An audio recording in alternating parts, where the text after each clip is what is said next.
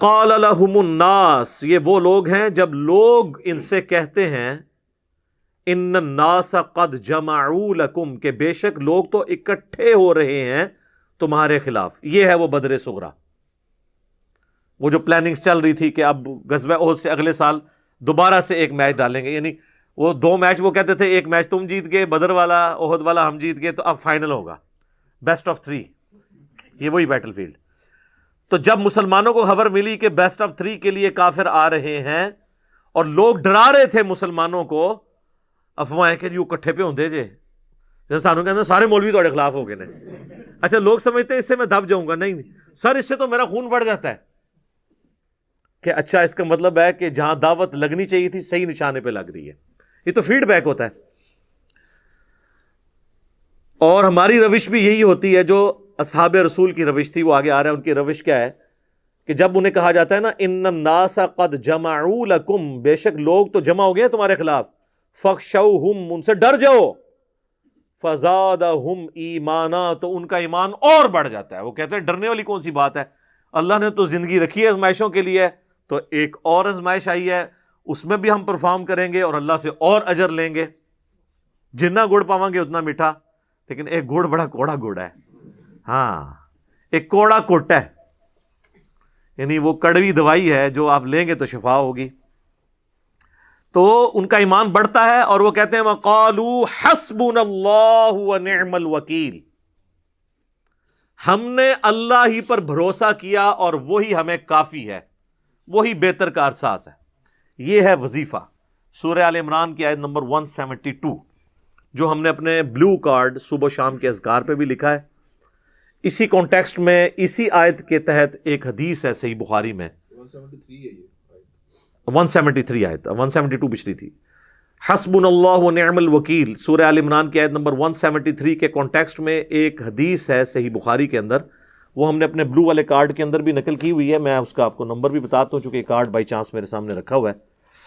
اس کا international number ہے 4563. تو اس میں حضرت عبداللہ ابن عباس کا قول ہے کہ تمہارے نبی علیہ السلام کو جب کافروں کی سازش کی خبر ہوئی یا جب کبھی بھی ان پہ مشکل وقت آتا تھا تو وہ پڑھتے تھے حسبنا اللہ ونعم الوکیل. اور یہ قرآن میں آ گیا کہ اصحاب رسول نے پڑھا حسبنا اللہ ونعم الوکیل. اور اس کے آگے الفاظ ہیں کہ تمہارے جد امجد ابراہیم علیہ السلام کو جب تکلیف ہوتی تھی وہ بھی پڑھتے تھے حسبنا اللہ ونعم الوکیل. اور تمہارے پیغمبر صلی اللہ علیہ وآلہ وسلم بھی ہر مشکل ہر پریشانی میں کیا پڑھتے تھے، حسبنا اللہ ونعم الوکیل. ویسے اس کے اوپر وہ پورا شعر بھی جوڑا ہوا ہے، نعم المولا ونعم النصیر، وہ بھی قرآن کی آیت کا ٹکڑا ہے. لیکن یہ اتنا ہی وظیفہ کافی ہے.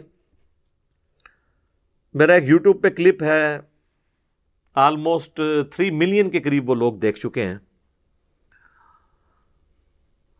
مصیبت اور پریشانی سے بچنے کے 3 وظائف، بچنے کے لیے بھی اور آئی ہو تو ٹالنے کے لیے بھی. قرآن و سنت کی تعلیمات کی روشنی میں یہ بہترین 3 وظائف ہیں. ان میں ایک وظیفہ میں نے یہ بتایا تھا. دوسرا وظیفہ لا الہ الا انت سبحانک انی کنت من الظالمین، جو سورۃ الانبیاء میں حضرت یونس علیہ السلام کی دعا آئی اور اس میں آگے الفاظ ہیں کذالک ننجی المؤمنین، ہم مومنین کو بھی نجات دیں گے جو ان الفاظ کے ساتھ ہماری طرف متوجہ ہوگا. حتیٰ کہ سورہ الصافات میں چل کر آگے آئے گا پارہ نمبر 23 میں کہ اگر یونس ہماری تسبیح نہ کرتے نا مچھلی کے پیٹ میں ان الفاظ کے ساتھ، تو وہ پھر مچھلی کے پیٹ سے اسی دن نکلتے جس دن مردے اپنی قبروں سے نکالے جائیں گے. یعنی قیامت تک مچھلی کے پیٹ میں رہتے، مچھلی کا پیٹ ان کی قبر بن جاتی. یعنی اللہ کا اتنا غصہ تھا، عتاب تھا ان کی اجتہادی خطا کی وجہ سے. لیکن وہ سارا غصہ جو ہے وہ ٹھنڈا ہو گیا ایک دعا کے اوپر، لا الہ الا انت سبحانک. اور بڑی ڈپلومیٹک دعا ہے یہ. اس کے الفاظ پہ غور کریں. اے اللہ تیرے سوا کوئی معبود نہیں، انت سبحانک، تو تو پاک ہے، تجھ سے تو غلطی ہوتی ہی نہیں نا. انی کنت من الظالمین، میں تو انسان ہوں، میں تو غلطیاں کروں گا، تو مجھے معاف کر دے. کیسی زبردست بات ہے کہ جب میں انسان ہوں تو پھر مجھ سے غلطی ہوگی نا، تو پاک ہے. تو یہ چیز اللہ کو اتنی عاجزی پسند آئی کہ اس میں الفاظ ہیں سورہ انبیاء میں کذالک ننجی المؤمنین، ہم مومنین کو بھی نجات دیں گے اسی طریقے سے جو اس وظیفے کے ساتھ ہماری طرف متوجہ ہوا۔ 2 وظیفے ہو گئے۔ اور جامعہ ترمذی میں حدیث ہے اسی کانٹیکسٹ میں کہ جو بھی یونس کی دعا کے ساتھ اللہ کی طرف متوجہ ہوا تو اللہ تعالیٰ اسے کبھی محروم نہیں لوٹائے گا، اور وہ یہ دعا ہے لا الہ الا انت سبحانک انی کنت من الظالمین۔ اچھا، یہ جتنے وظائف بتائے جاتے ہیں نا، اس میں آپ نے اللہ کی حمد کرنی ہے، دروشی پڑھنا ہے، اس کے بعد یہی دعا مانگنی ہے، اور ذہن میں آپ نے اپنے پرابلم کو رکھنا ہے، اللہ تعالیٰ مسئلہ حل کر دے گا۔ یہ پوچھ رہے ہوتے ہیں جی 1.25 لاکھ دفعہ آیت کریمہ دی تسبیح کڈنی ہے؟ نہیں یار، 1.25 لاکھ نہیں، 1 دفعہ بھی پڑھ لو بہت ہے، دل نہ، اور ذہن میں ہو کہ واقعی آپ اللہ تعالیٰ کے اس وعدے کو یاد کر رہے ہیں کذالک ننجی المؤمنین، اسی طریقے سے ہم تمہیں بھی اہل ایمان نجات دیں گے۔ اور تیسرا وظیفہ ہے یا حی یا قیوم برحمتک استغیث۔ یہ جامعہ ترمذی میں ہے، اس کی سند کمزور ہے، لیکن اس کی صحیح سند المستدرک للحاکم کے اندر ہے۔ اسی لیے مشکات کی تحکیم کے دوران شیخ زبیر صاحب نے اس کے فٹ نوٹ پہ اس کا ریفرنس بھی دیا ہے کہ اللہ کے محبوب صلی اللہ علیہ وآلہ وسلم پر جب بھی مصیبت اور پریشانی آتی تھی تو آپ پڑھتے تھے یا حی یا قیوم برحمتک استغیث، اے خود سے زندہ ہر چیز کو تھامنے والے، میں تیری رحمت کے ساتھ تیری مدد کا سوال کرتا ہوں۔ اس کی ایک اور صحیح سند سنن نسائی الکبریٰ کا جو چیپٹر ہے نا، عمل الیوم واللیلہ، اس میں بھی موجود ہے، صبح شام کے اذکار میں۔ اچھا، سب سے پہلا بلو کارڈ پتہ ہے آپ کو کس نے لکھا ہے؟ یہ صبح شام کے اذکار والا امام نسائی نے، اس کو ٹاپک بنا کے۔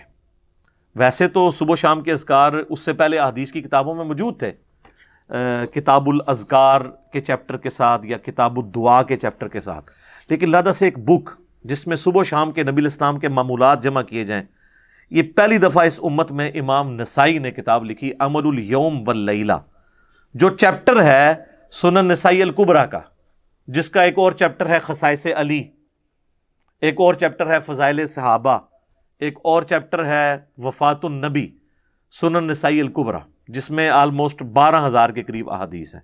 ایک سورہ ہے جو یہاں رکھی ہوئی ہے، یہ اسی کی تلخیص ہے، اس میں آلموسٹ 5,500 کے قریب احادیث ہیں، اس میں 12,000 کے قریب ہے۔ تو اس کے اندر بھی یہ وظیفہ موجود ہے یا حی یا قیوم برحمتک استغیث۔ استغیث الف کے ساتھ پڑھیں گے تو یہ سنگولر کا صیغہ ہوگا، اور نون کے ساتھ پڑھیں گے نا نستغیث تو یہ جمع کا صیغہ ہو جائے گا، تو دونوں درست ہیں۔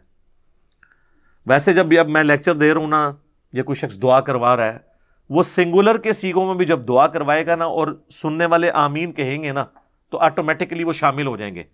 یعنی جس طرح دعا ہے اللہم اجرنی من النار، آمین، تو جو آمین کہے گا وہ اس میں شامل ہو جائے گا، حالانکہ میں نے سنگولر کے صیغوں سے کی ہے۔ اگر میں ایسے پلورل کا صیغہ لوں گا تو اللہم اجرنا من النار، تو وہ پھر جمع کا صیغہ ہو جائے گا۔ تو یہ ضروری نہیں ہوتا جمع کا صیغہ بولنا ہے، سنگولر کا صیغہ بھی بولا جائے اور اس کے اوپر سننے والے آمین کہیں تو اس میں شامل ہوتے ہیں۔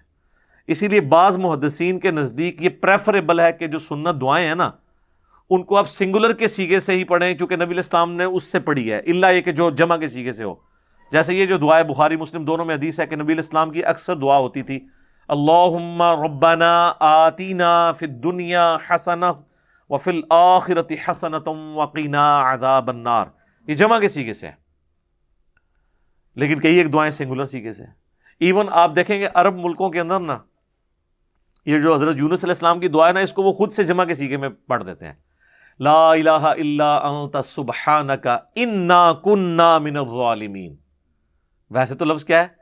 انی کنت من الظالمین، یہ سنگولر کا صیغہ ہے، ٹھیک ہے؟ تو اس کو جمع کرنے کا ہوگا انا کنا، وہ ہے انی کنت، یہ ہے انا کنا من الظالمین۔ لیکن ضرورت نہیں ہے، آپ جب سنگولر کے صیغے سے پڑھیں گے، سننے والے آمین کہہ رہے ہیں تو وہ خود بخود اس میں شامل ہو جائیں گے۔ البتہ صیغوں کو آپ جمع میں خود سے کنورٹ کریں تو یہ بھی ہمارے صحابہ کرام علیہم رضوان کی سنت ہے۔ جس طرح صحیح ابن خزیمہ کے اندر آتا ہے کہ حضرت تمیم داری اور ابی ابن کعب کی جب ڈیوٹی لگی نا صلاۃ لیل، قیام اللیل کروانے کی، اور وہ جب وطر پڑھا کرتے تھے نا رمضان میں، تو وطر کی دعا وہ جمع کے سیغوں سے پڑھتے تھے۔ ویسے جو دعا آئی ہے ترمذی میں وہ کون سی ہے؟ اللہم اہدنی فی من ہدیت وعافنی فی من عافیت، لیکن اس میں آپ دیکھیں گے تو وہ اس کو جمع کر کے پڑھتے تھے، اللہم اہدنا فی من ہدیت وعافنا فی من عافیت۔ تو یہ چونکہ صحابہ سے ثابت ہے کہ سنگولر کے سیغوں کو جمع کیا جا سکتا ہے، لیکن صرف دعا میں۔ قرآن کی آیت نہیں کوئی چینج کر سکتا کہ انی کنت من الظالمین، تو قرآن پڑھتے ہوئے پڑھے انا کننا من الظالمین، نہیں، وہ اللہ کے الفاظ نہیں چینج ہو سکتے۔ اور بہتر یہ ہے کہ جو جس طرح آئی ہے دعا اسی طرح مانگیں۔ آمین پیچھے لوگ کہیں گے خود بخود، آپ بے شک سنگولر کے سیغوں سے دعائے قنوت مانگیں، پیچھے جب لوگ آمین کہیں گے وہ خود بخود اس میں شامل ہو جائیں۔ آمین کا مطلب ہے اے اللہ قبول فرما لے، ٹھیک ہے، تو وہ خود بخود اس میں شامل ہو جائیں گے۔ تو یہ تین وظائف، حسبنا اللہ ونعم الوکیل، لا الہ الا انت سبحانک انی کنت من الظالمین، اور یا حی یا قیوم برحمتک استغیث۔ اس کے علاوہ بھی کئی اسماء اعظم ہیں، لا حول ولا قوۃ الا باللہ، یہ بھی ہے، آخری 3 صورتیں بھی ہیں، سورۃ البقرہ کی آخری 2 آیات بھی ہیں، المعوذات قرآن کی آخری 3 صورتیں بھی ہیں، وہ تو بہت زیادہ وظائف موجود ہیں۔ اور یہ سارے کے سارے وظائف کرنے ضروری نہیں ہوتے، آپ چاند ایک بیچ میں سے کر لیں تو وہ اللہ تعالیٰ نے آسانی رکھی ہوئی ہے، آپ کریں تو آپ کو انشاءاللہ اس کی برکات حاصل ہوں گی انشاءاللہ تعالیٰ۔ تو یہاں پر آ رہا ہے کہ صحابہ کرام علیہم رضوان کا یہ سمجھ لیں سلوگن اور نعرہ ہوتا تھا، حسبنا اللہ و نعم الوکیل، ہم نے اللہ ہی پر بھروسہ کیا، وہی بہتر کارساز ہے۔ یہ بھی آلموسٹ قریب سنگولر کے سیغے میں بھی آیا، سورہ التوبہ کی جو آخری 2 آیات ہیں نا، ان میں آخری آیت جو ہے حسبی اللہ لا الہ الا ہو علیہ توکلت وہو رب العرش العظیم، وہاں ہے حسبی اللہ، ٹھیک ہے، وہ سنگولر کے سیغے میں کہ میں نے اللہ پر بھروسہ کیا، یہ جمع کے سیغے میں۔